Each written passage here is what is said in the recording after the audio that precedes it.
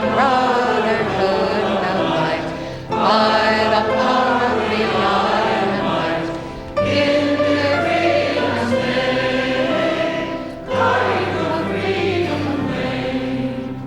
Flower of hope, threefold flame, bird of peace in God's name, symbol of His ancient name, protect the keeper of the flame, by the sacred power, guard us every hour.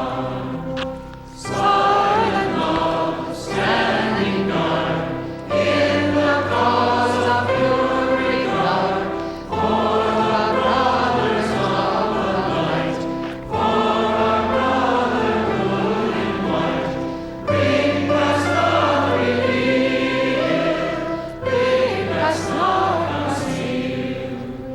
Flower of hope, threefold flame, bird of peace in God's name, symbol of His ancient name, protect the keeper of the flame, by the sacred power, guard us every hour.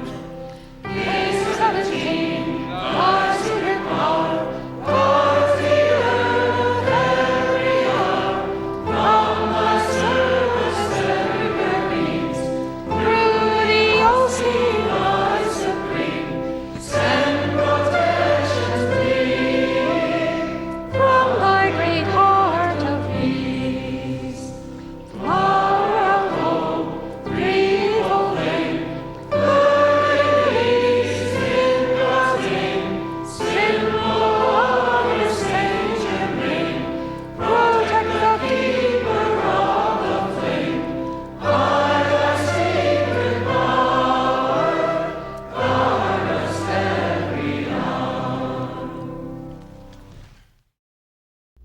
May you be clothed with perfection's mighty power, and may your consciousness embody so much divine grace this hour that you shall never again know the power of human limitation. I am come this blessed morning to appraise you of many things, but especially to convey to your waiting consciousness the immanence and omnipresence of the Spirit of light of the great white Brotherhood. As I stand before you today, I come not in that mortal form which some men are accustomed to see me in. I am manifesting and radiating in my mighty I am presence the fullness of my mighty body of transcendent light. Those of you who are able to perceive me now will see me as somewhat a seraphic being. I call this to your attention, for some among you are able to identify the hierarchical order of the angels, and I prefer then that you sense that I come with a flame of living adoration to the very principle of living truth, and to bring consolation to those hearts that have long sought for the truth and have not always found it. Precious ones of the light, the discovery of any object always brings happiness to the discoverer, providing that which is found is a worthy object.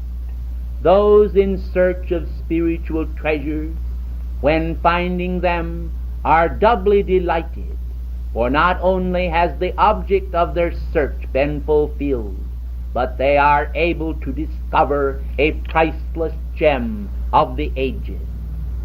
I recall an instance many, many years ago in a previous embodiment, when connected with the governmental circles of a great nation. A specific empress lost a very valuable trinket. I call it now a trinket, but then I esteemed it to be a great jewel. She was very, very disturbed at the loss of this treasure, and she practically was ready to have us all beheaded who were serving in what is the counterpart of the secret service of that specific nation.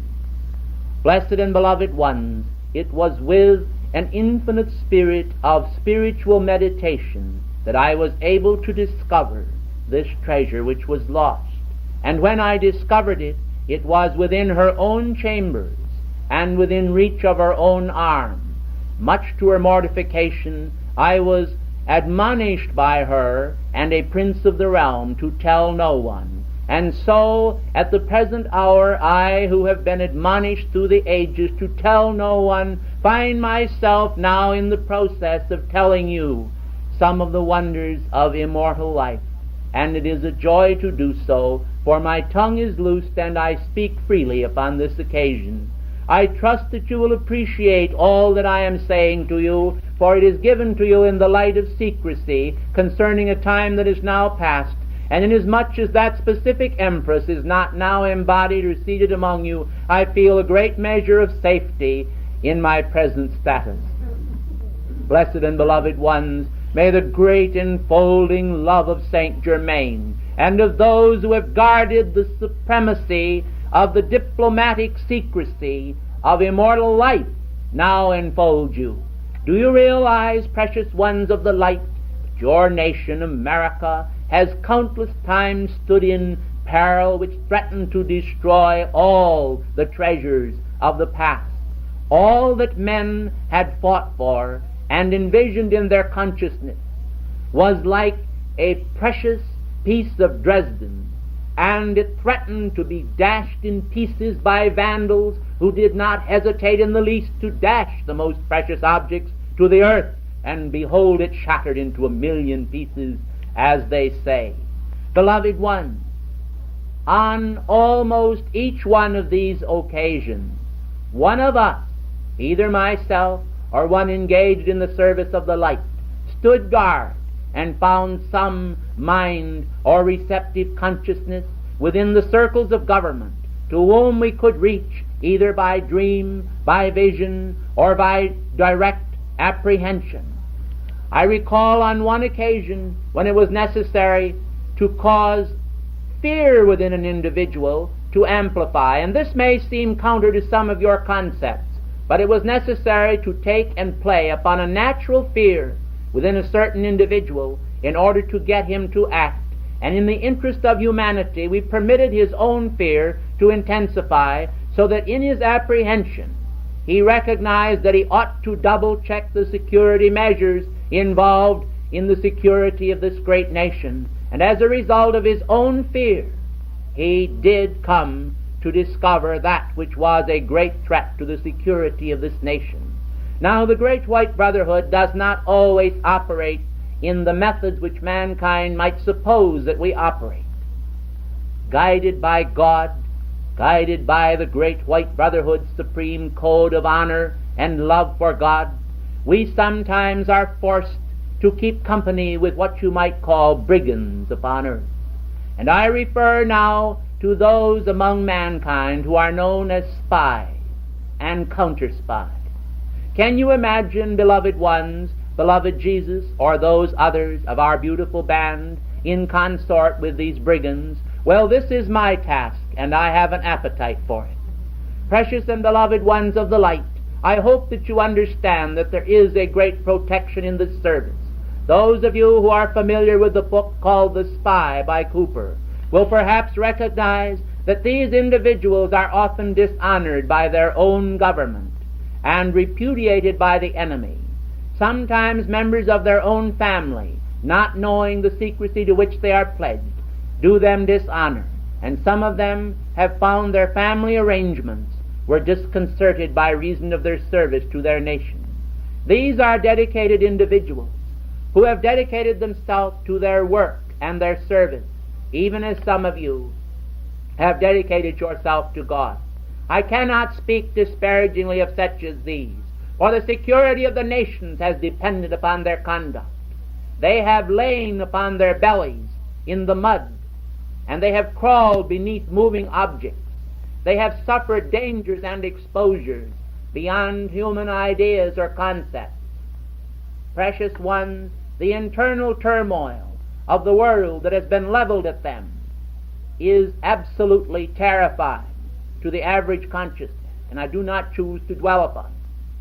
I love these individuals who guard the security of this nation, and ever so frequently by great cosmic law, we are empowered from our octave to intercede between an actual bullet which is directed toward an agent of the Secret Service by an enemy, and to stop this bullet in midair.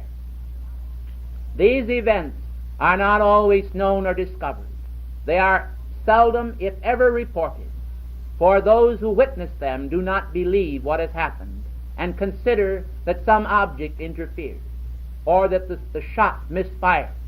Well, blessed and beloved ones, we know that it did not misfire, for we know that it was necessary to utilize a tremendous outpouring of energy in order to stop this specific object in midair. For this service, we have frequently used the very energy from the decree patterns of the students, which has been given in consecrated form to our hand and use. Some among you are aware of the fact that the ascended masters are not permitted to interfere in human matters unless there is a balance of energy coming from your octave, and this is consistent with cosmic law. O precious ones of the light, I do not wish to dwell upon the guardians of your internal security, but I do report to you that now, with the tremendous battle occurring between communism and so-called capitalism, which I do not particularly favor, preferring to say a battle between communism and democracy, there seems to be a more than ordinary tension in connection with activities of the Secret Service and those who guard the welfare of the nations and the family of nations. It is necessary then for each individual to be alert that in his internal trust in God and the power of prayer, he, together with the prophet Daniel, stands in the holy place of God in defense of this nation and all nations' liberty and the spirit of divine justice. I say to you today, you may not all serve the Secret Service in a direct manner. You may not all be a partaker of all of the elements of risk which these precious life streams encounter. But I do say to you that you can all stand shoulder to shoulder with them by the power of prayer, exhortation, consecration, and the offering of your energy for the protection of liberty and life upon this precious planet. The goddess of liberty has had a conference with me, or rather, I should say that I have had a conference with her. And I bow to her great wisdom in calling to you today to intensify the elements of protection in connection with the forces of freedom of Saint Germain. The students throughout the world have so many different items to decree for that sometimes it seems that one takes precedence over the other. But during this hour of peril, when the world is entering in to new perils almost daily, it is necessary for the Secret Service, which guards the democratic way of life, to be especially embellished with protection. And I therefore urge you to recognize your part in this silent service of light. I can manifest, it is true, but even as an ascended being, with all of my power, I call to your attention that I am restricted by cosmic law, and that mankind themselves have a certain responsibility which they must accept, for they are as much a part of God in their internal being as I am. For the mighty I Am presence within them is the self-same mighty I Am presence which I am. Therefore, beloved ones, my exhortation to you today is that you too can intensify the bands of protection around this nation and every nation. You can also act to protect mankind against the insidious infiltrations of the so-called brothers of the shadow, who would disseminate their perilous rays charged with the vibratory action of far lesser qualities than divinity toward mankind. When you come together here in this holy place, made holy by your thoughts and your love, beloved ones, you are aware that into this matrix we direct the perfection of our radiance. And so you feel the charge that goes forth from us, and you bask in the sunlight of our love. Know then, precious ones of the light, that the brothers of the shadow who are still active, for these that I speak of are those who were at one time pupils of the black magician, are still active throughout the world in radiating out to mankind qualities which are pure discord, intended to disintegrate all the protective forces of the world, intended to cause the students to feel pangs of anger toward one another without cause, inclined to spread calumny, deceit, and all manners of falsehood, not only among the students of the light, but among the family of nations. You have heard of a war of nerves. Well, beloved ones, this war of nerves is directed by those who would disintegrate and destroy the basic social structure which was intended to weave itself into the golden age pattern as the golden rule externalized through loving human hearts. You have heard men say that in these latter days the world is full of vicious and evil people. Well, I tell you, beloved ones, the world is full of precious and priceless people. There are dedicated and consecrated people found in every walk of life, and these precious people, who ought to pay attention to their own mighty I Am presence, are attacked constantly by these tools of the sinister force and the energies which they release to cause a disintegrating condition to occur within various spiritual societies and organizations.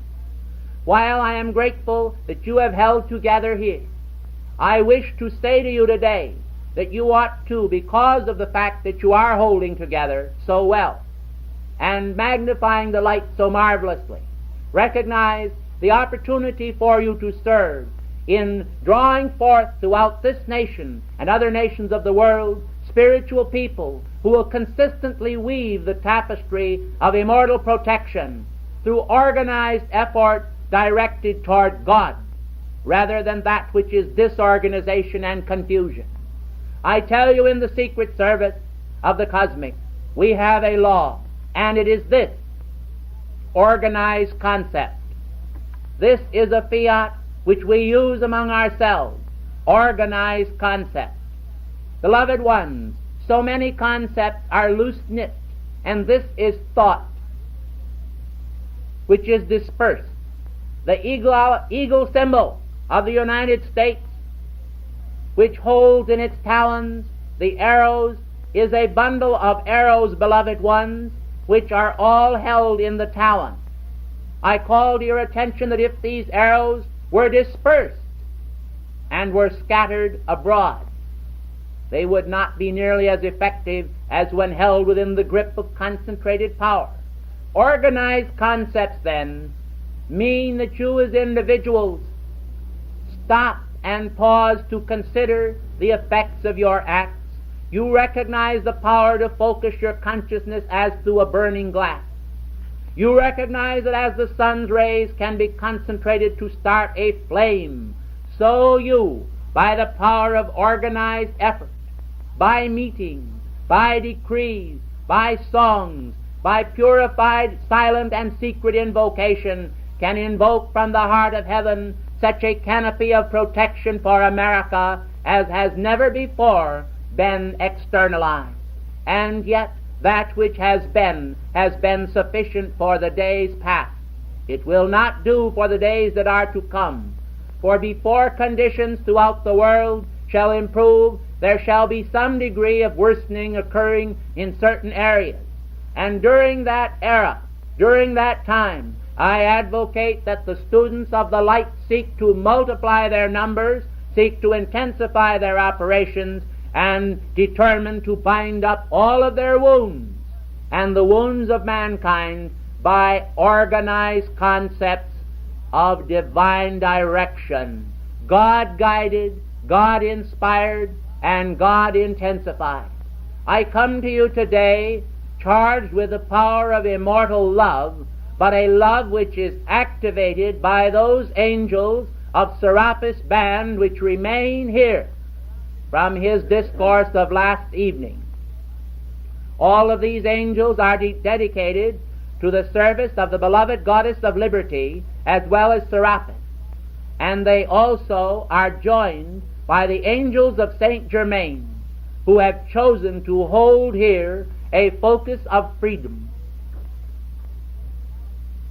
The area surrounding this meeting place for 1,000 feet is somewhat a seething cauldron of violet flame because of the energies which you have invoked.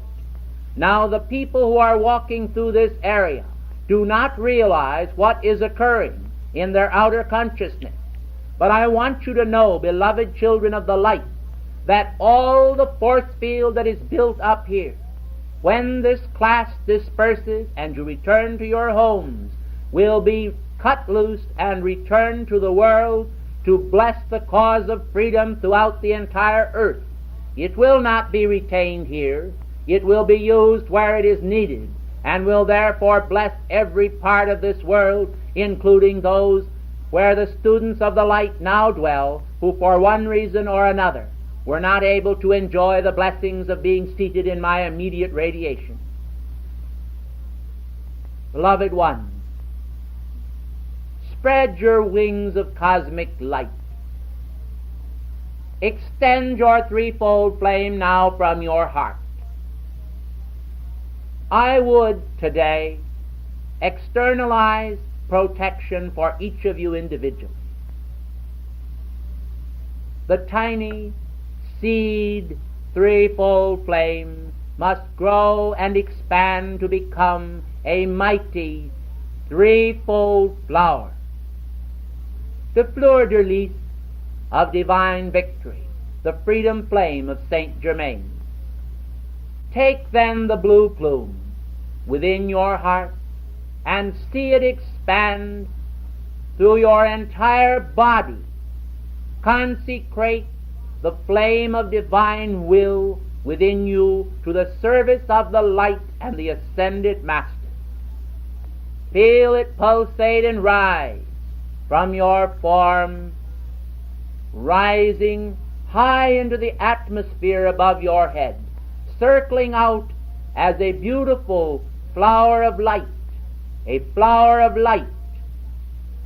Now, as you behold it in manifestation, feel the pulsating Christ radiance of the wonderful flame of glorious sunshine yellow illumination pouring forth from your heart and rising high above your head into the atmosphere. The second plume of the threefold flame externalized. Now, as I am speaking to you, feel the great waves of pulsating divine love, flame of Paul the Venetian, of mighty Orion, reaching up and extending toward the stars.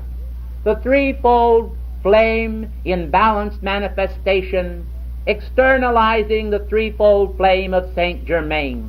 And now all becomes the pure gold of ordered service, an ordained and orderly concept. The immaculate electronic pattern of Saint Germain becomes your own. You are a miniature freedom flame. You, like an acetylene torch cutting through metal, can cut through the entrenched elements of society and the world and cause the world to become both organized and disorganized. Disorganized because the shattering power of the light will bring down that pride which ought to fall, but organized because it will exalt the Christ presence which ought to rise. In God we trust will then be emblazoned upon your heart. In God we trust will then be emblazoned upon your minds. In God we trust will be emblazoned upon your every act, and you will act in full faith. The secret service, beloved ones, is sometimes a very silent and unrewarding service. For mankind are not aware in gratitude of all that is done for them, neither can they be. For if we are to tell it, it will no longer be a secret. Precious ones of the light, hold then your flames steady upon the principles of immortality, and recognize that we are serving behind the scenes to protect this nation and the forces of freedom against all harm. You must give your energy, and those who say that they do not wish to decree are truly making a great error, which one day they will recognize with all of their hearts. These decrees may not always be the perfection which we desire them to be, for the simple reason that they are not thoroughly understood. And many times the students do not give their full energy or attention to the decrees. Many times they are not fully charging their attention into those decrees which are given. Many times when they give them, they have a sense of tiredness or fatigue, and they say to themselves, must I repeat this again? Well, beloved ones, by the power of the 3 times 3, you overlay the matrix and make it secure. And in that security there is 3 times 3, which is 9. And if you only gave it once, beloved ones, it would only be once. But when you give it 3 times, it becomes 3 times 3, rather than 3 times 1, which is 3. Do you see, beloved ones? There is then an important law acting here, where the matrix of all that is God's will is fulfilled in your silent service, which in this case becomes a vocal service, but it is silent insofar as mankind knows, for they do not realize why world events far flung from this scene are occurring by reason of an individual or a group of individuals giving a fiat to Almighty God. Yet throughout the jungles of the world, the beat of the tom-tom carries and conveys messages in a perfect rhythm, traveling from post to post and from outpost to outpost.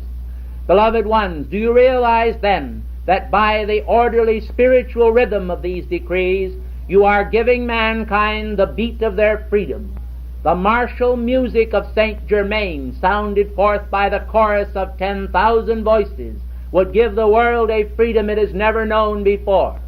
Beloved ones of the light, all falsehood and calumny, all untruths must fall before the light itself, and whatever statements men make that are not true, they shall fall to the earth and be shattered, and all truth shall remain inviolate, and no one by breaking the law can destroy the law.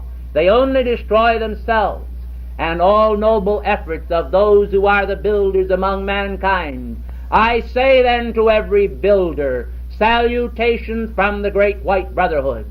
You are constructive in your endeavors. You have consecrated your energies to the light. You have understood the fiats of the great white brotherhood. You have recognized your responsibilities to God and country. You have understood the meaning of spiritual secrecy. You have understood that you too can be a candidate for the cosmic secret service, acting as an undercover agent in this sense, that you can supply us with the spiritual energy which we need to discover all that ought to be discovered and reveal it to those to whom it ought to be revealed on the instant that it ought to be revealed, in the interest of sealing the protection of this planet from those who would spoil and destroy all of the virgin beauty of the divine civilization conceived in the mind of God. That which is conceived in the mind of God is conceived in the mind of Saint Germain. For Saint Germain has attuned himself with the mind of God to such a degree that there are times when there flashes forth from the mind of the infinite mighty I Am Presence in the great central sun a thought simultaneously that it flashes forth in the mind of Saint Germain. Now I bring this to your attention because it is something that you ought to know. For you can emulate Saint Germain, and you can become what we call a spontaneous reactor to the ideas of God born within the heart of the great central sun. When an idea is born within the heart of the great central sun, and it is born simultaneously on the instant within the heart of Saint Germain, it means that he is absolutely congruent as a triangle of perfection with a divine triangle of perfection within the heart of the sun. and this mighty triad of light that radiates out from the great central sun radiates out in Saint Germain, and this mighty triad of light can radiate out in you individually and make you perceive a focus of Saint Germain wherever you move, and the electronic pattern of light which you yourselves, beloved ones, externalized today around you can become the breathing, tangible essence of God from out the great central sun. Is there any greater protection than that in the cosmic secret service or anywhere else in the universe? I ask you in God's holy name. Ladies and gentlemen, inasmuch as I must sometimes be gentle and secretive as well, I choose now to take my leave of you, but I would like to tell you that an old friend of yours is here whose name I cannot reveal, for I must be very secretive about it. But I am sure that some of you who know him well will discover that he is here. I prefer that you keep it to yourself, for this individual is not connected at this time in the minds of men with this movement, and yet he is very much connected with it, for we are all working together at our level, and there is no disconnection whatsoever. Greetings to you, my heart friend of old. Together now we serve in this cause of guarding and protecting the world. May we enlist the aid of these brothers of light in this sacred cause. May these sisters of light be charged with a mighty force field, which is our own. We would share it with them. Of this I am sure. And I speak for you anonymously, though I speak. May they then receive the joint radiation of our love poured forth from our heart, into which matrix Saint Germain himself entered, and he shall speak for himself this day. Enjoy yourselves in quietness, and enjoy that food which you shall partake of before the coming service. With the spirit of divine grace and light, that which was externalized in my lovely sister, I speak to you now from heart, head, and hand in God's blessed name. Thank you for listening to me. I am K-17 in the cosmic secret service, blessing you with the infinite light of the Holy Christ self in each of you. Thank you and good afternoon.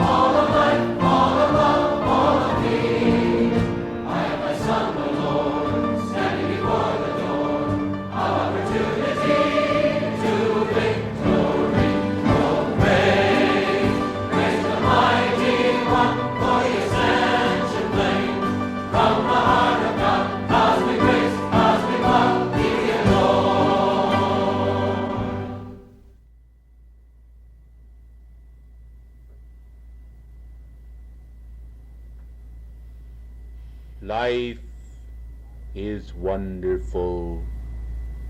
Life is pure. Life is God. From the great source of all, you, each one, precious identities of the Most High, came forth, breathing the essence of His flame, of His identity. You entered the era of the years, light years, each one. Have you thought, O beloved children of God, of the meaning of the years as light years? Then do so.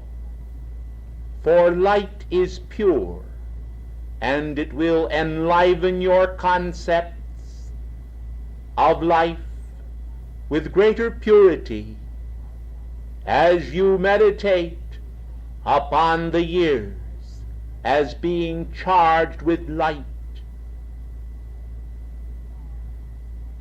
Gazing through a pane of sooted glass, mankind cannot perceive the glorious light of the sun shining in its splendor. The great realities of life are hidden from mankind's consciousness by the opacity and density which he himself has created and absorbed from those around him. And yet all are charged with the same flame, with the same identity, and came forth from the same source. Ponder now, precious ones, the mystery of your identity, and consider it no longer as a mystery. Does it seem as though I speak in enigma? Does it seem as though life is a mystery? Then, beloved ones, strip it of all the mystery which is shadow and shadowed substance, and gaze into the purity of the unfailing light of God. Consider yourselves for a moment no longer in a sense of a conglomerate mass, no longer cluttered with an accumulation of events which have occurred down the passing years, but consider a piercing beam of eternal substance to have radiated forth from the great central sun. See this piercing substance of divine purity pass through all the spheres of density and of experience until they reach the very periphery of life, where men seem to be the farthest from God. Recognize then that wherever man finds himself, whatever is his station, he is still an emanation of the radiation of his own mighty I Am presence, and this is the holy identity, and all that is this God which is life in manifestation. Surrounding the flame of divinity through misuse of human will, man has created a parade of phantoms, and these, like a merry-go-round that seems to be real, pass before the light and cast shadows upon the screen. This must pass. Man must forget the shadows and face the light and purity of themselves in that childlike simplicity that admits to no error, but beholds the shining celestial identity of selfhood. the precious Aida, is the identity of each man, the radiant and pure holy Christ self, the mighty I am presence. These are the treasures of heaven. Your lower identity, that which has been lowered into form, is not the reality of you. It is here in this school of earth, seeking experiences in order to find its way back to a realm of movement and light and color and glory, where there no longer rules the shadows created by man's imaging, the imagination of man, which of old by the great ones was declared to be evil.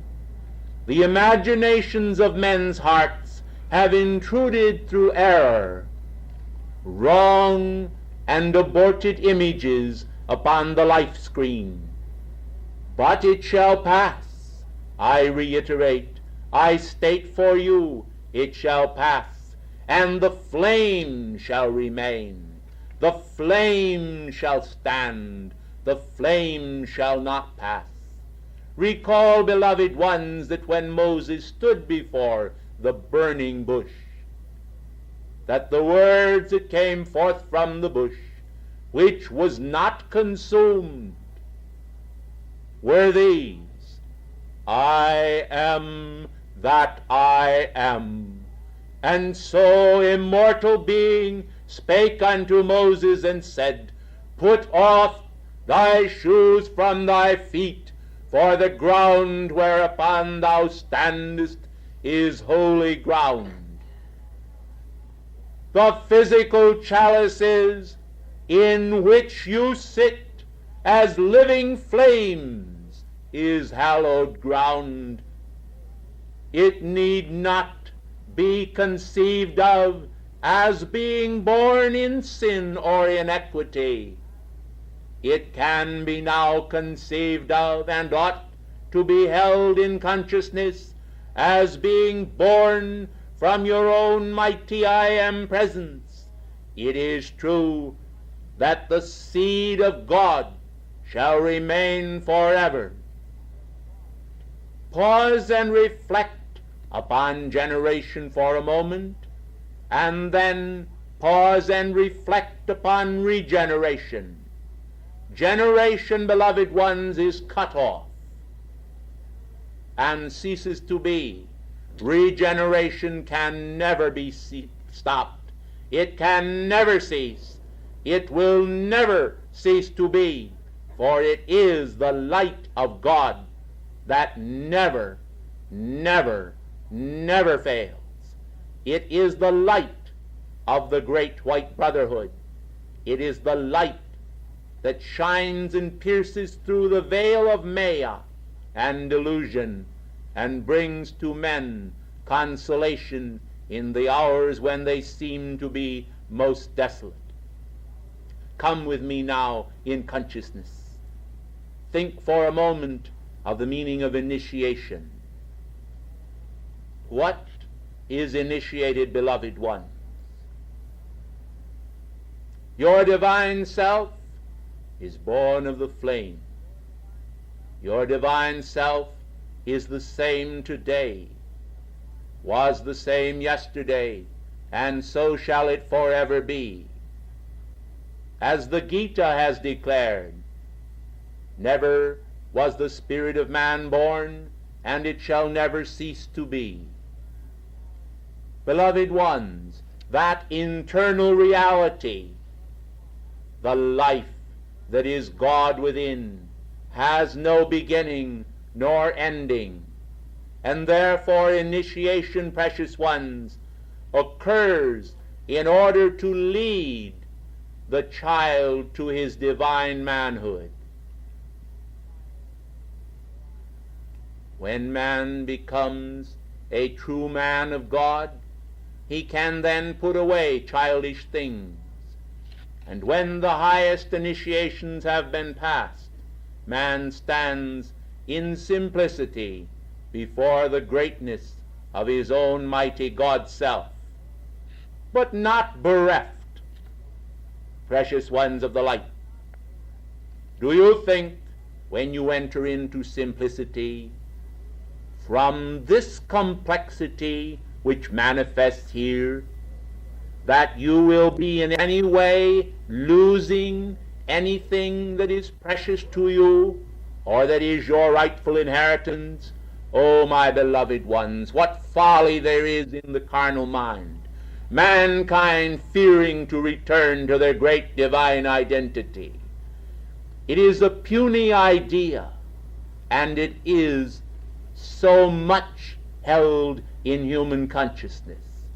Those who would aspire then to obtain the kingdom of God must cast aside the idea that in entering the kingdom of God they are moving into a realm where there is less life from greater life. This life here may seem complex, and transitory happiness may seem to occur. But when you enter the higher octaves, it is to lay aside a garment of outworn concepts and to obtain the priceless treasures of immortality. You may wonder, precious ones, why the ascended beings do not always reveal all that does occur and that has occurred in the higher octaves unto men who seek. You may sometimes wonder why we do not declare in absolute worded instruction just every event that takes place in our octave. Beloved ones, so many of these events are unspeakable. Those of you familiar with the writings of Paul, who is now beloved Ilarian, will recall how that he stated that a man was caught up into the third heaven and heard unspeakable words which it is not lawful for man to utter. Do you realize, beloved ones, that it is necessary to always pass out that instruction to mankind which will enable him to cut himself free? Therefore the great white brotherhood, in all of its outpouring through many and manifold organizations which we have empowered, has revealed to mankind the laws of life that enable them to master the present hour and then secure in that divine union which emerges from living as God intends the necessary purity of action which will draw more of itself to the center of that man's identity.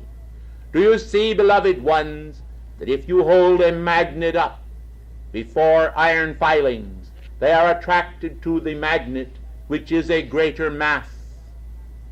This, beloved ones, illustrates to your consciousness that you must always be attracted to the greater realities of life.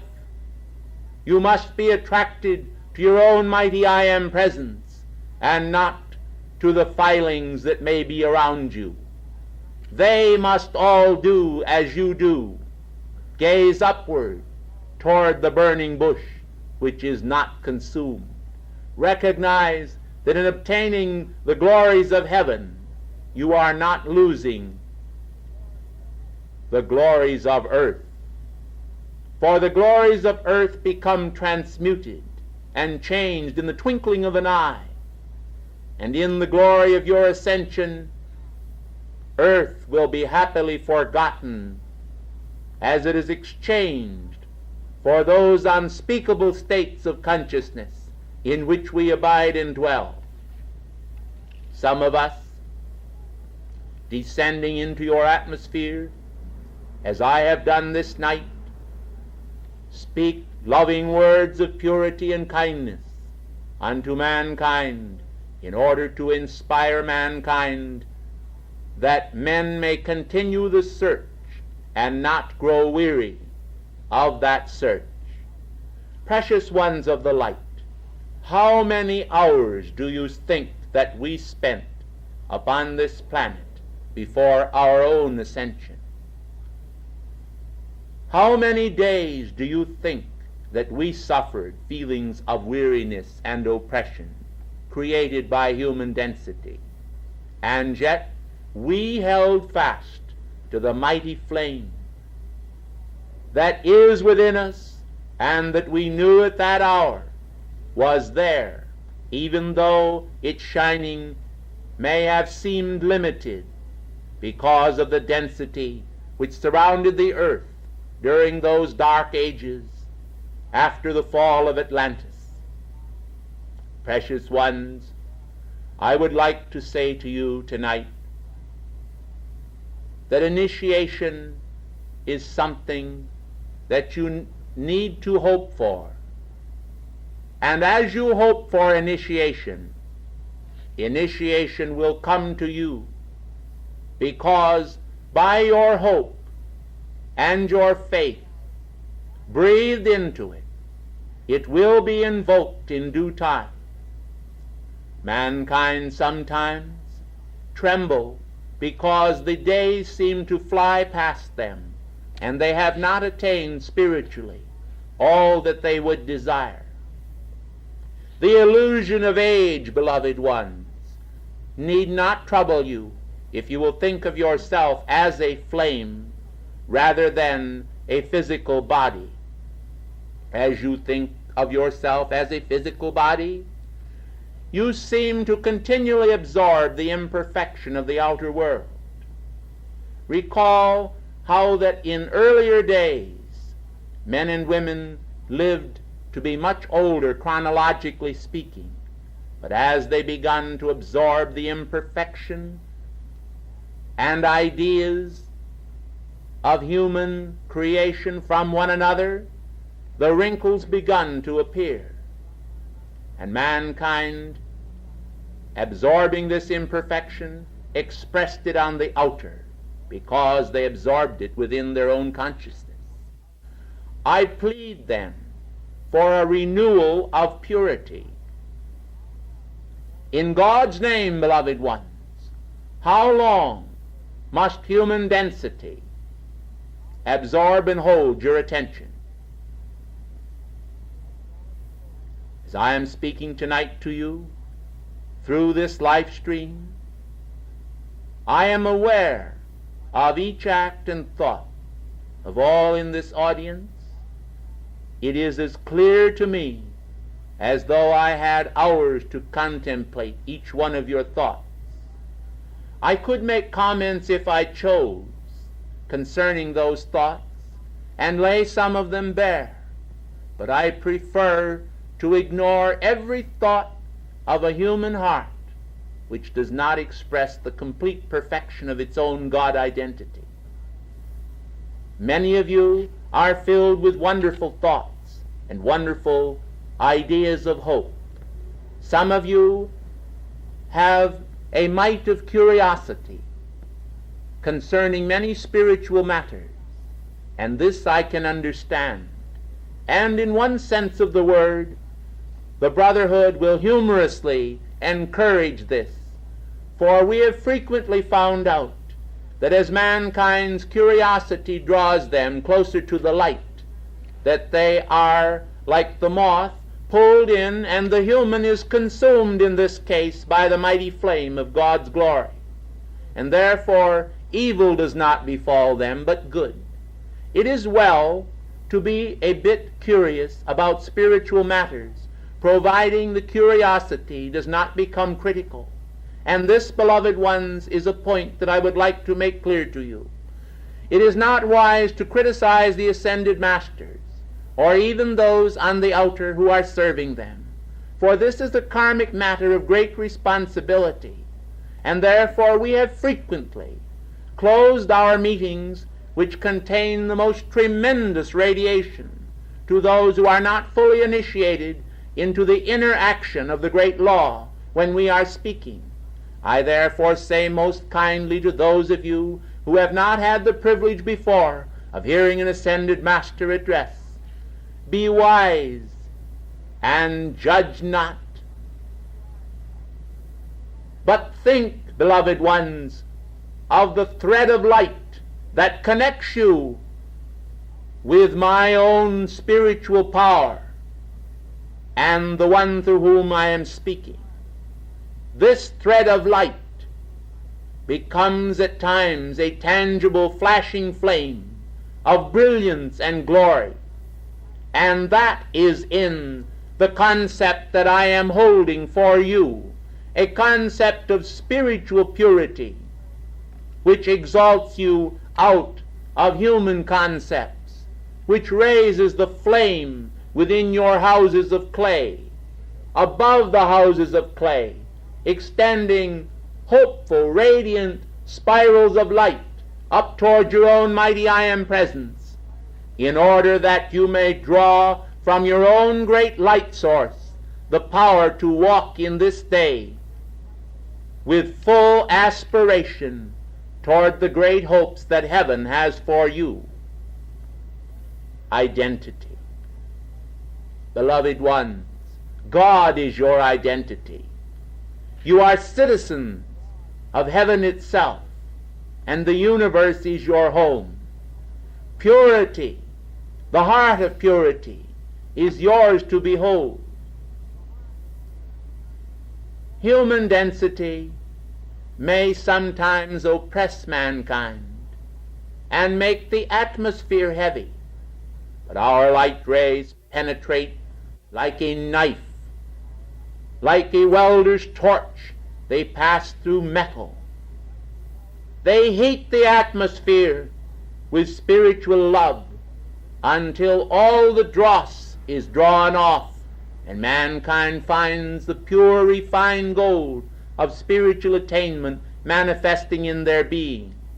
The refining fires are good, beloved ones, and tonight, in contemplation of the majesty of this class, I am creating a fire of light in the midst of this place. Because I find some density acting here, I have desired to gradually step up the tempo of our radiation in order to pierce the maya that comes solely from ignorance and not from malintent. Individuals who come here are usually charged and imbued with the idea of obtaining more of perfection from the mind and heart of God. They seek our assistance, and as brothers of light, we delight in giving it. Sometimes individuals, not knowing the modus operandi of the spiritual masters, do not quite understand how we operate or how these events occur, and in the curiosity of phenomena they lose the blessing. Well, I intend tonight to point out to those to whom this may be somewhat new that the light of God that surrounds you is the same light and substance from which you are created and sustained. Your own mind, precious ones, is the mind of God. Rightfully used, it possesses the power to create all that is necessary for your life stream to survive and attain the fullness of Godhood. Wrongly used, it becomes somewhat diabolical at times, and the machinations of evil are created also by mankind's misuse of the spiritual powers of life. All power is truly spiritual if you wish to carry it to the final state of consciousness. Even physical power, beloved ones, derives its power from a spiritual source and force field. Therefore, man is truly accountable, ultimately, to the spiritual side of his identity, rather than to the material.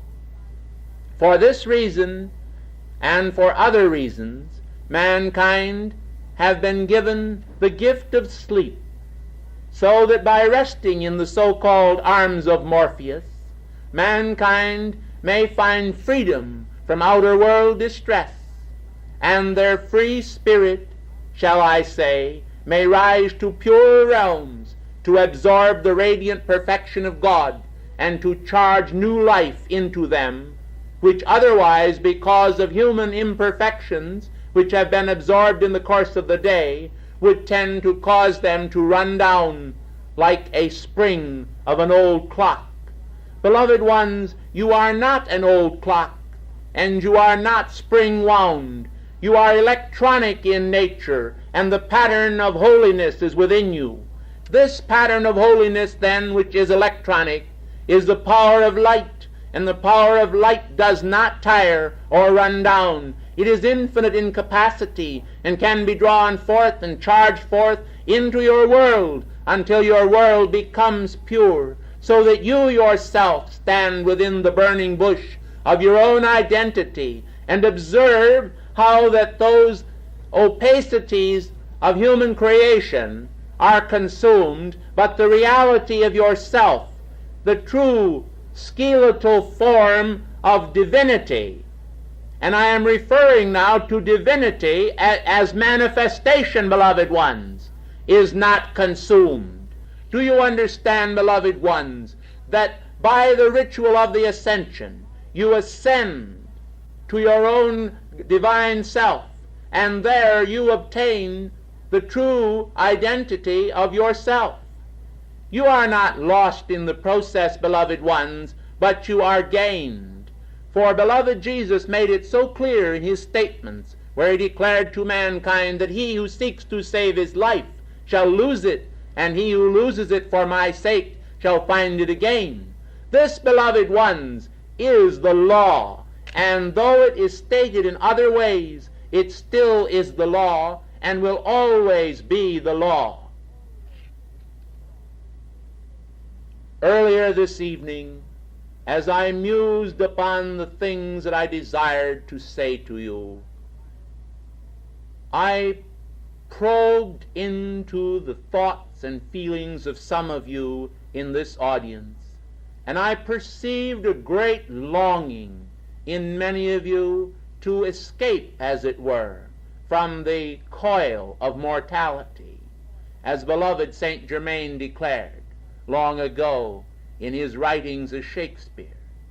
Beloved ones, you desired then to shuffle off this mortal coil, and it was not in death that you desired to shuffle it off, but it was because of the oppressions and the destructive intents of mankind and the densities which you encountered that you desired to thrust it off for a season, as it were, or for a few moments. And so, beloved ones, I decided in my consciousness that I would, in my speaking to you tonight of purity, illustrate for you a spiritual experience and then draw you into that experience so that a matrix might be formed whereby you could absorb some of the glories of our temple at Luxor. Beloved ones, then, let me construct in words for you tonight a divine idea. You are now no longer here in this blessed city of Washington, but you stand at the hour of twilight, just after the sun has passed from view, before the great pyramids. You, beloved ones, can still feel the heat of the sun which is shone down upon the desert sands. As you stand there, you turn from right to left, and you see beside you many pilgrims. The feet of all of these pilgrims are bare, and each pilgrim holds a staff in hand. Each pilgrim is arrayed in a white robe which is given to them. They stand waiting a signal to come from within the great temple. And as they stand there, suddenly they are all imbued at once with the idea of the word harmony. With the coming of this idea into their consciousness, a tone is born within their heart. It is as though ministering angels were playing a song of great divine purity and harmony within their consciousness and within your consciousness. Precious ones of the light, as you are imbued with this wonderful divine idea of waiting for initiation, standing in your white robe, free from the weight of your physical body, free from the oppressions and cares of the moment and the years, and conscious only of the great surging power of God coming down the channels of the light years, you stand waiting to be initiated into the sacred fire mysteries. The Hierophant, you know, is within the temple. You have not even heard the sound of his voice as he chants. The wind, the breezes blow to your nostrils the odors of sweet incense, and suddenly you hear the chanting of the priests themselves, those initiates who have preceded you in spiritual unfoldment. You listen, and your heart beats with great expectation. You know that some wonderful event must occur, and that this event must engrave itself forever upon your blessed consciousness. And you know that when this precious event engraves itself upon your consciousness, it will be a step upon the ladder of life that leads you back to the heart of God and freedom from all pain and shadow and darkness and density and all that is of the material tomb of matter. You stand then in hope, and you breathe the air and the fresh winds of immortality. The incense does not speak of death, nor does it speak of an end. The incense speaks of the flowers that have given their life, as it were, to mankind, and the essence and perfume of the flowers is immortal. As each one inhales it, it becomes a part of their life, entering forever into their being, permeating them with the substance of sweetness, immortal sweetness and purity, divinity, angelic power. This comes to your consciousness. Then you suddenly are electrified, for you feel that a command has been given, and the column begins to move forward. Breathlessly, you wonder just what will occur next. Suddenly you stand yourself at the gate of the temple. You pass through. The odor of incense is now stronger. The chants of the priests seems to surround you. The tones can be felt throughout your body, like the pressings of a great and giant organ. You rejoice in a spirit of holiness, and you feel that God is very near, no longer apart from reality. You feel a sense of being at home. You are with your brethren, the brethren in white. This is the great white brotherhood. You are a part of this holy band. You are moving through the portal of initiation. You are standing now before the altar. The mighty hierarch, the very hierarch who initiated Jesus, stands before you. And he extends to you arms of infinite love. Suddenly your fears have vanished. Your cares are gone. You recognize that it is the divine plan that you should be initiated. And all of the fears that you have had, blessed ones, that you yourselves would not be worthy, suddenly are gone, and you realize that God is not partial. You realize that you are precious to life and to God. And in this realization, you have purified and purged your consciousness of any fear that God would favor one life above another. And as you have purged yourself of this wrong idea about God, you are able to be initiated into your divine sonship. Now the hierarch places his hand upon your head.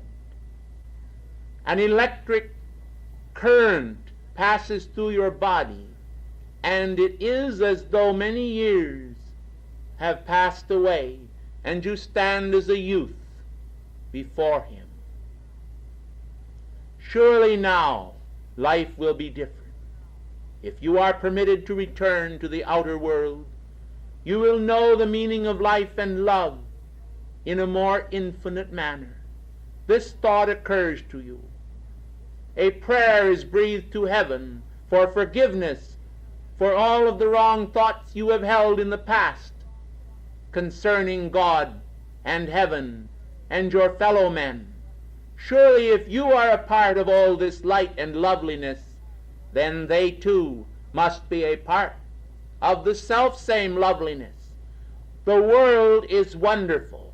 Life is wonderful. Life is pure. Life is God. In this realization, there is a dropping away and a falling away of the fetters that bind you. You suddenly feel yourselves levitating into the air. And the hierarch himself seems now below you, for you are rising. Even the chambers in which you are rising do not contain you. You pass through the walls as though they were mere paper. You find yourself soaring toward the stars. And as you gaze around yourself, you see others rising with you into the air, meeting the divine concept, recognizing what the ascension means. The ascension flame is not just a name. It is not just an idea. It is not just some human statement. The great white brotherhood is not the figment of men's imagination. Independence, beloved ones, comes to you then in this initiation because you depend upon God. And suddenly you realize that God has vested you from the very beginning with a will which is his own. And you realize in this initiation that you have willed wrongly for yourself. And then by a purification of the divine will, beloved ones, the divine will is the will that you use. You, yourself, beloved ones, use the divine will wrongly. You may wonder why I call it the divine will. I call it the divine will because it is rightfully the divine will and not your own at all.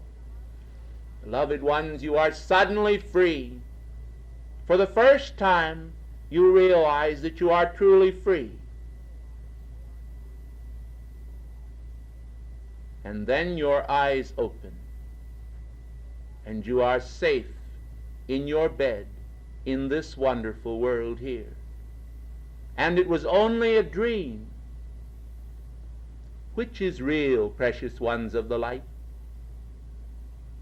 This life, or the reality from whence I am speaking? You will know one day. You can know today.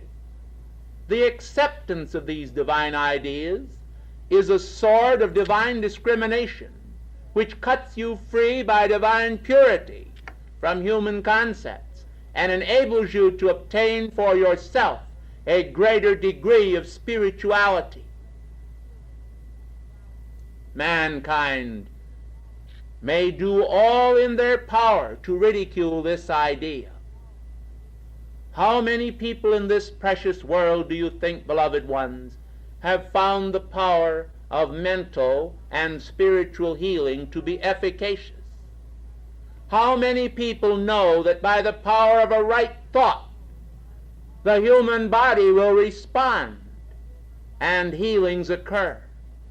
Spiritual healing, precious ones, occurs by a purification of the consciousness. And I am come tonight in the name of that precious goddess of liberty, to whom I bow the spokesman for the great karmic board. She desires your purity and your freedom as I do, and as every ascended master does. Do you think, precious ones, that Saint Germain would not give his very right arm if he thought that by doing so he could free even one of you from the thraldom of the senses? Well, I tell you, he would give more than his arm. He would give both of his arms and his very life also. But because he knows that your life is your own, and that your will is your own, and that your being is your own, until you, acting as God, choose to liberate it, he, as I do, stands in divine patience, rendering all the assistance that the great cosmic law will allow, and leaving the rest to your own discriminating Christ intelligence and your perception and your willingness to heed our words, to heed the call of your own mighty I Am presence, and to cut yourself free. During this Independence Day class, would it not be a most magnificent thing, precious ones, if many of you, nay, all of you, nay, all of the world, could embrace this idea of spiritual independence and cut themselves free from outer ideas?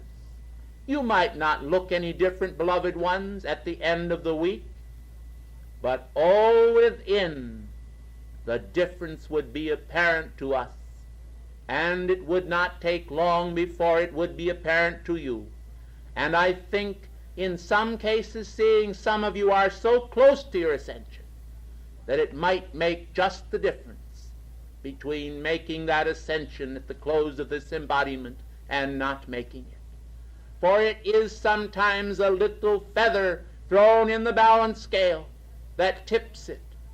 And in the name then of cosmic justice and mercy to yourselves and to humanity, would it not be a wonderful gift to yourselves and to God and to the ascended masters if you would recognize what the great white brotherhood really is? Many of you have believed with infinite faith in our brotherhood for years and years. Some of you have partially believed. A few of you have doubted a little and believed a little. Well, beloved ones, we have not criticized or condemned anyone for their stand, and we do not intend to do so. But we would to God, only for your sake, that you could accept more and more of the fullness of your mighty I Am presence. For we know then that human concepts would not long endure within the force field of your being. We know then that you would stand immaculate, pure and free before God. The mighty golden eagle from Venus stands as a symbol before you in the setting. Will you then join me during this class in renewing your intention to participate in your ascension at the close of this embodiment? Will you, precious ones of the light, take renewed vows within the sanctity of your own being, in this case tonight, not acknowledged before anyone in this audience, but only acknowledged before your own divine self? Make a determination to permit the great flame of the ascension to surge through you daily. Do you know what this will mean to the world? Beloved ones, do you know what it will mean to the ascended masters? Do you know and do you realize that it will bring many to the summit of their own divinity? And as they approach this great summit of their divinity, it becomes Bethany's hill for all. It means freedom. Freedom from all oppression, from all density. And it means happiness to mankind. For as you outpicture the ascension flame, it will break forth in many hearts as singing, as harmony. O beloved ones, have you ever read how that a mob in a frenzy have committed great crimes because the spirit of evil seemed to leap like flame from heart to heart? Consider a better concept then. Think of the flame of purity leaping from heart to heart. As it leaps from your heart, from my heart to your heart, from your heart to others, it can change the world, and it will. The earth is entering a wonderful era. Much service must be rendered the light. In the balance of this class that is to come, you will receive much wonderful instruction. The instruction may be important, but the practice of it is vital.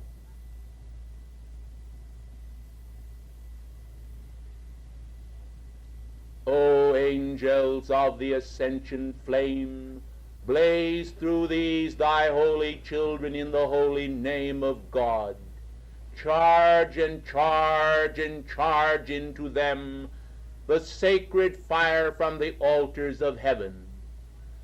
Let the sacred coal, the great central sun atom within their hearts, locked within the heart of their threefold flame, glow and rise and pulsate anew with the realization of the meaning of initiation. They are thy children, O God. Thou great I Am presence, kindle them within them, this flame anew. In the name of your own mighty I Am presence, and in the name of God from out the great central sun, I, Serapis, bless you each one with the coolness of purity to remove any sting from the flame, for the flame comes to heal. May a great surge of spiritual purity now pass through this audience and remain with you for many, many hours. Appropriate it and use it. It is charged with my love. It is charged with your love. I thank you, and good evening.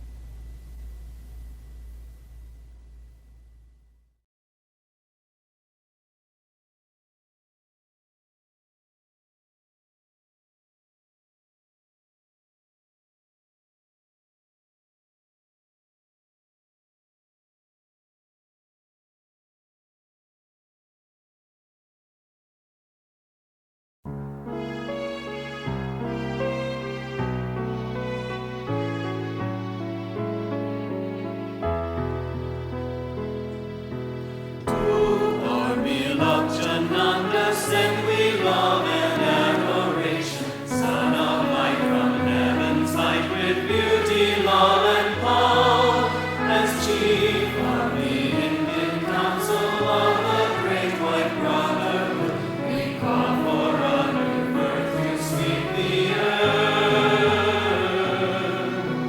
For Indian illuminations flame.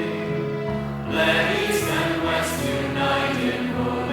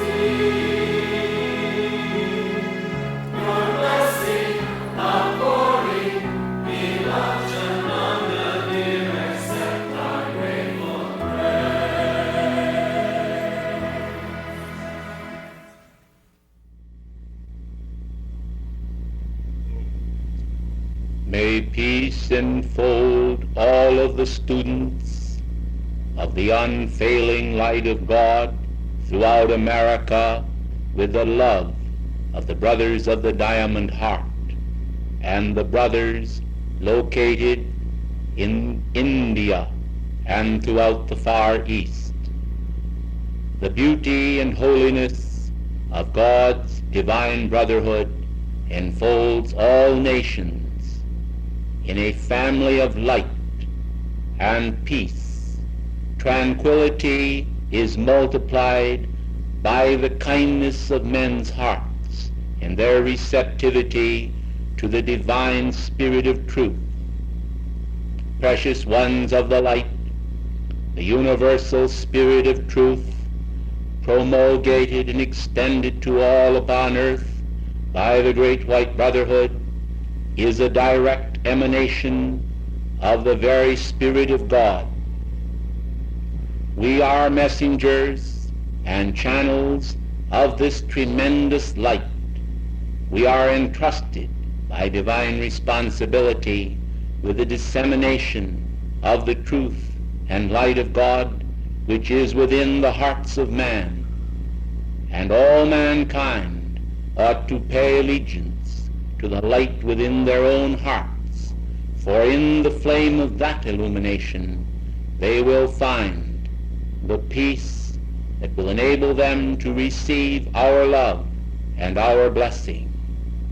Universality means exactly that mankind are able to recognize the common source, and in paying allegiance to that source, which is the presence, the power, and the reality of God, the creative power of the universe, they are borne upward on spiritual wings into the great light of God that never fails, and all lesser conditions pass away from their consciousness, and every God quality manifests in the light. Beloved ones, mankind today, in all of their seeking, often go far afield from the regions of truth in their ignorance. The pole star of divine magnetism, of spiritual power, ever directs men back to the true north, the center of their being, the source of all life. However, sometimes it is necessary, in order for men to learn and to understand the great laws of God, to lose their way for a moment, until when they find it again, they may treasure the path far more than they treasured the freedom to wander in the byways of truth and the highways of life, away from the great central line of God's temple, which radiates a plumb line toward this planet, and the wise will build according to that plumb line. Beloved ones, the foundation of all truth is your own mighty I Am presence, the source of your life and your power. Outer conditions may change and vary. Ideas may flow freely through your consciousness. But you, as an idea of God, must hold fast to the presence of God if you would continue to express the virtue He intends you to have and to be and to know. The Indian Council is one with the Council of the Brotherhood in South America, and across the great curvature of the earth there stretches an arc of spiritual radiance, connecting the various temples of the Brotherhood.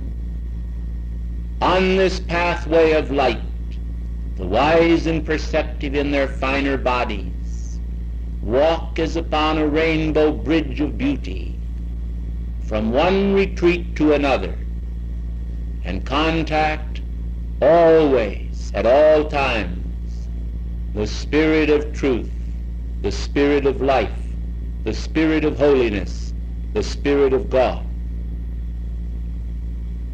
I am come this day in order to strengthen in the bonds of the western branches of the Brotherhood the radiance that is emanating from the far east, to bring to you the greetings of those in our temples of light, and to receive from you in return the tokens of your heart's love, which you silently pour out to your own divine being. Take heed then, beloved ones, that the light that is in you is not darkness or shadow. Pay attention to the radiance of God, which flows forth in love, wisdom, and power. See that there is no impediment in your consciousness or thought toward any of your brothers anywhere upon the earth, or toward any activity of light, or toward any specific idea which is holy and pure. Take heed that you keep your consciousness simple. The reason why we recommend this is the same reason that beloved Jesus in his ministry advocated that mankind should be as a little child, and that unless they were as a little child in consciousness, they could not enter in. Beloved ones, wise men throughout the earth, in many parts of the world, have laid their wisdom at the feet of their own God self, and recognized that in the central source of all, the power of their wisdom is but a diffusion of the light of God through the prism of their being, that the manifest colors of the rainbow, the radiance of life, came from the pure white light source of all. And simply because they were a marvelous prism and were able to balance the energies of their life and manifest upon the screen of life greater wisdom, did not set them apart or disconnect them from their source. It rather connected them more closely with their source, and yet they could not find their way in many cases back to their source through their mere intellect. But they had to recognize the connection of that intellect with the spiritual power that is in the universe and resident within the being and force field of each man's consciousness. You then, beloved ones, today must pay allegiance, if you would have your freedom, to your own God self in such basic and pure simplicity as to simply acknowledge your own God being.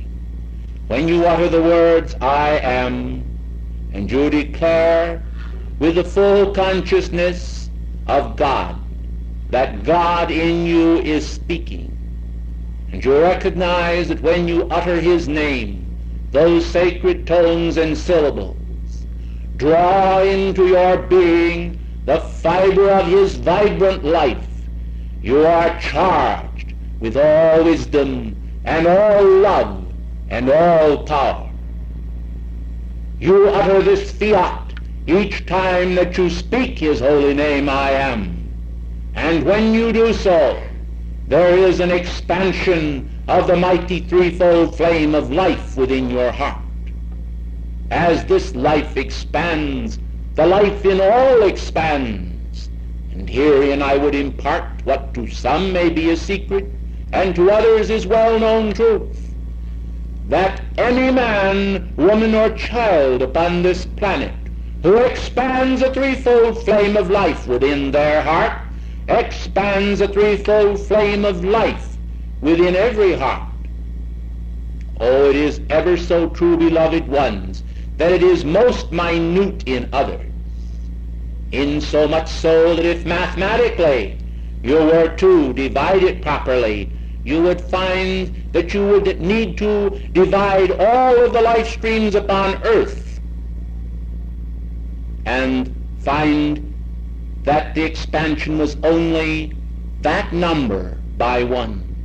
Do you see then, beloved ones, that there is a very slight magnification of the flame within others, within every life upon earth, when any one of you expand the flame within your heart? But now, beloved ones, in the most simple of mathematics, let me point out to you that when all life upon earth are conscious of the law and expand the force field of the mighty threefold flame within their hearts, that the accomplishment of the one becomes the accomplishment of all, and the assistance of all life is given to each one. This is divine and spiritual universality carried out, as some of you might say in your own colloquial forms, to the nth degree. Precious ones of the light, the nth degree is the 9th degree, the 3 times 3 of spiritual power. And this is necessary too, that you understand that by the power of the 3 times 3, you are able to expand the life force within every one upon this planet and confer upon them a blessing.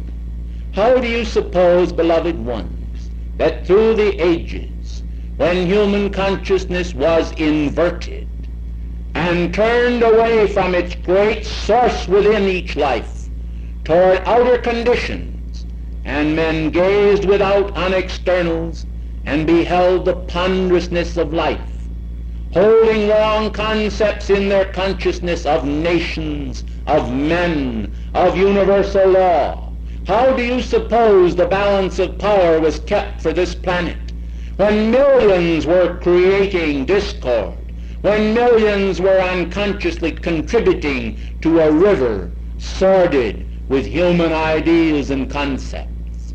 How do you suppose that during those eras the mighty tides of life, of spiritual life, kept this planet alive and a part of the systems of worlds to which it belongs?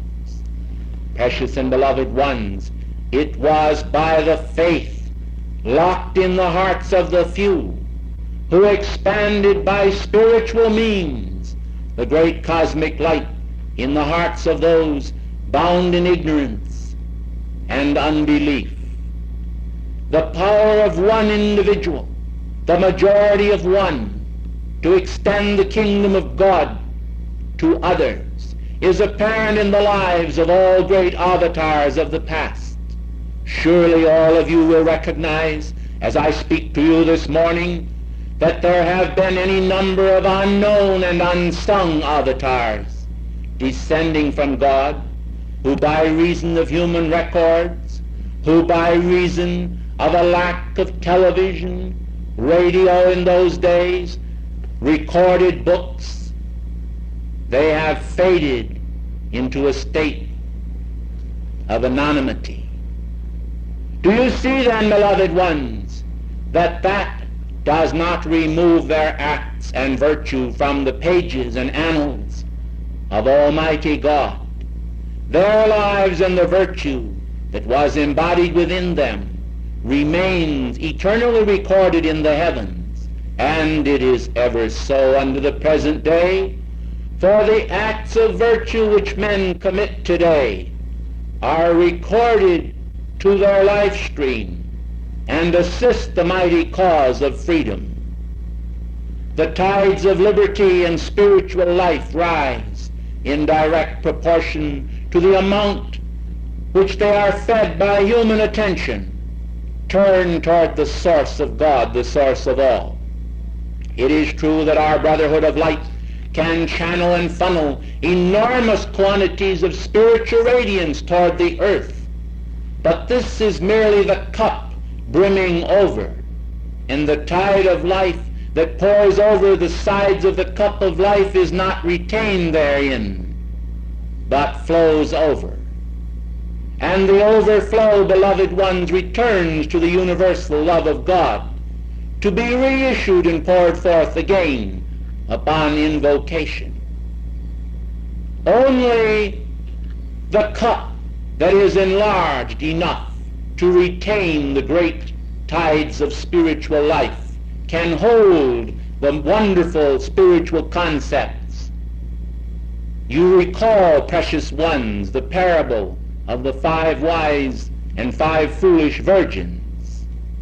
Beloved ones, you must recognize that the spiritual oil for your lamps must be retained within the lamps, and that the reservoir thereof must be sufficient for the dark and shadowed concepts of mankind, so that the light will continue to shine even through the midnight hour until the breaking of the dawn. In this day, this early day of the dawning golden age, it is needful that men and women of today externalize the spiritual truths that are familiar to them and retain those truths as manifest acts of integrity within their lives. The great white brotherhood may continue to serve, may continue to pour out its radiance in its wondrous spiritual conclaves which I so frequently attend.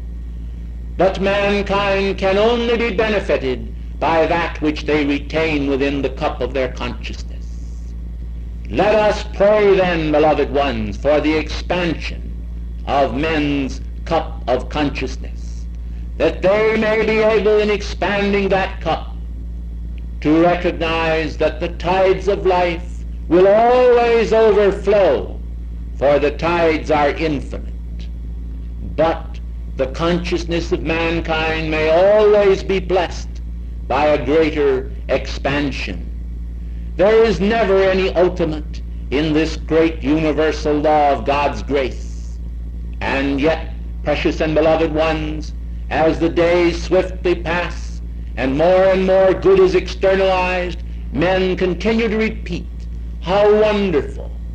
As you gaze upon a simple flower alongside the road, as you behold the wondrous construction of that flower, bursting forth from a seed without the benefit of human machinery or human concepts, as you see how it is shaped in all of its wondrous symmetry and form and color and life and radiance and essential oils and perfume, you recognize that the power of God expressing through the kingdoms of nature is most wondrous to behold.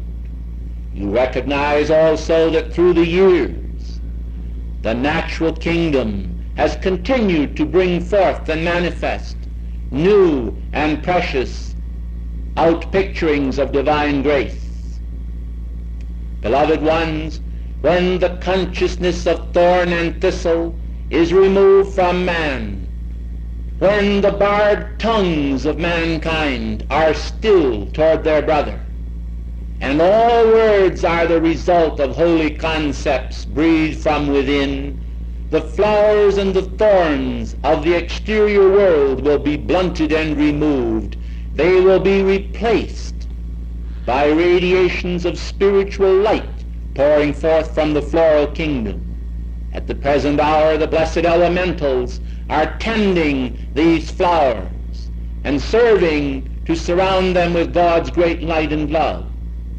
But when the day comes that there is a wedding, as Saint Germain has told you in the past, of gods and men, in the sense that the angelic kingdom, the elemental kingdom, and the kingdom of man is united by the power of the 3 times 3 in holy light, then the nature kingdom will be able to bring forth such beauty as your eyes have never before beheld, save this, that some among you, as you were waking in the morning hours, and your spiritual consciousness was yet bearing within it a memory of your journeys of the evening past, you remembered some glimpse of Elysian fields, of the divine beauty that came from higher octaves, and so you have had but a glimpse of the glory of God,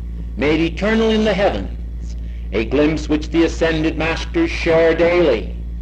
And only when we come here to serve, when we enter the octave of mankind, do we find the reflection of human discord, even as we approach the spheres of earth and the auras of individuals. We behold the density, the thickening shadows of the curtain of night dropping around mankind. And then we call for the light of God to descend, and the angelic host with all of their spiritual power rush in answer to our command.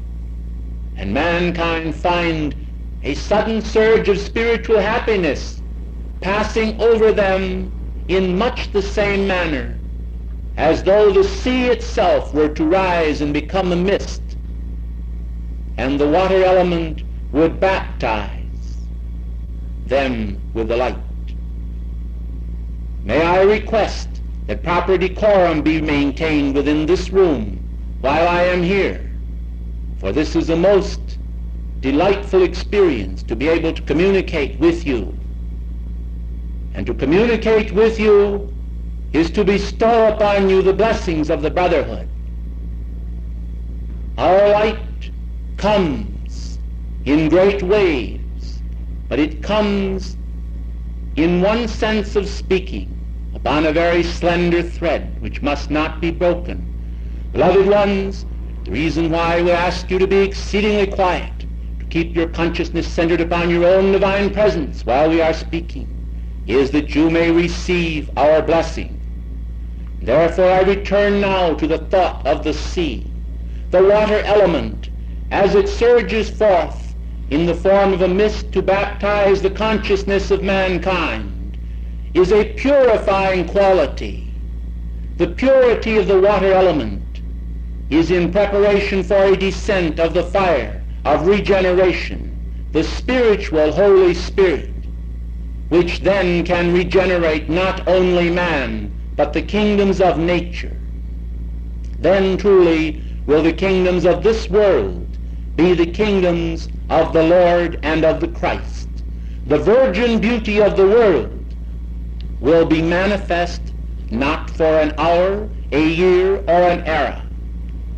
The golden ages of the past, which rose and fell with mankind's rising and falling consciousness, will no longer occur, but one wonderful day will occur as spoken by John in his apocalyptic vision, when he declared that the light of that city was God's light, and that there would be no night there, but only the spiritual radiation of the light of God that never fails. This then is the culmination of ages of mankind's crucifixion upon the planetary body, when the spirit of life within man has been crucified within his heart by reason of pain and human density. There arises then the emancipation of mankind from all bondage, and he is able to behold the wonderful and beautiful permanent golden age from which man shall never recede, and this planet shall know its victory, the victory of its Gethsemane. The Christ consciousness kneeling within the garden shall evoke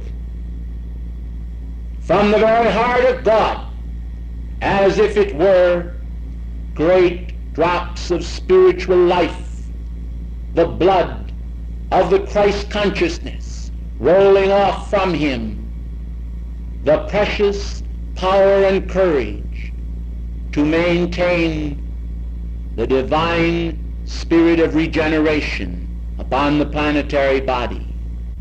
Man does not know in his outer consciousness what it means in terms of suffering to find the perfection of the light. All that was of Adam must be purged from consciousness, and all that is of Christ must be reinstated in consciousness.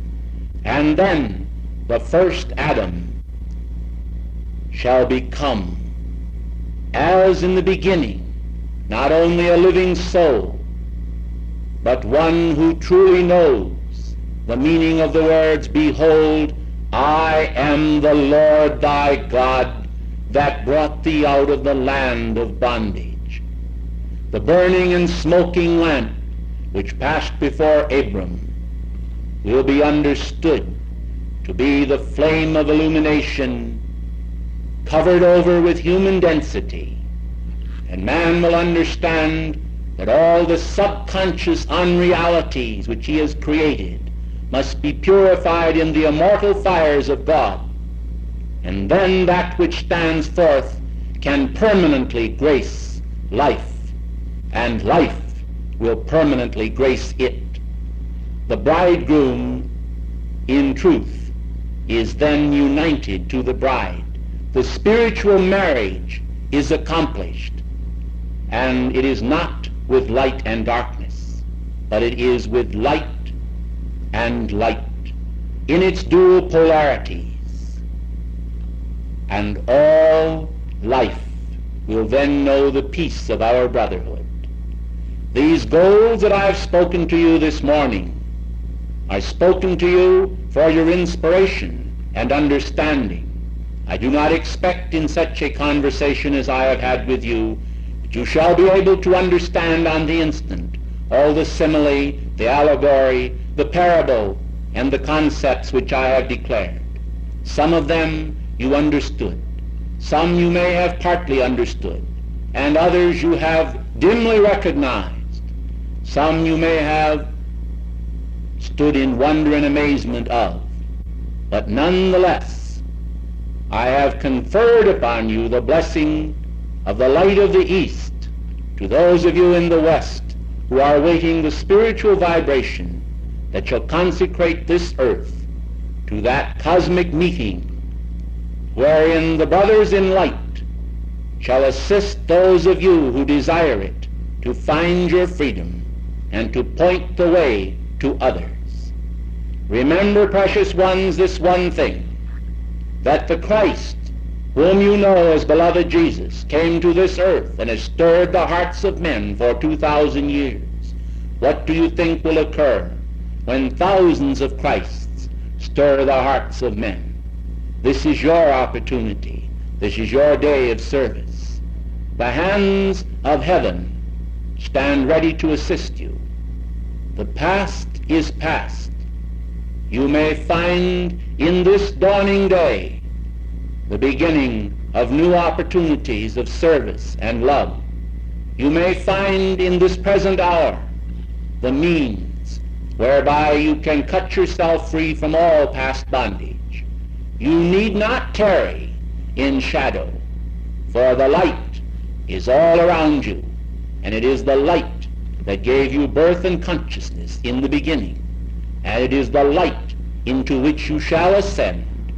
This shall never pass, but the shadow shall surely pass. Therefore I say unto you, hold fast to that which is good. Let no man or no human concept take the crown of your redemptive valor. In the name of the spirit of the Great White Brotherhood, in the name of the Indian Council, I, Chananda, take my leave. God bless you. Thank you, and good afternoon.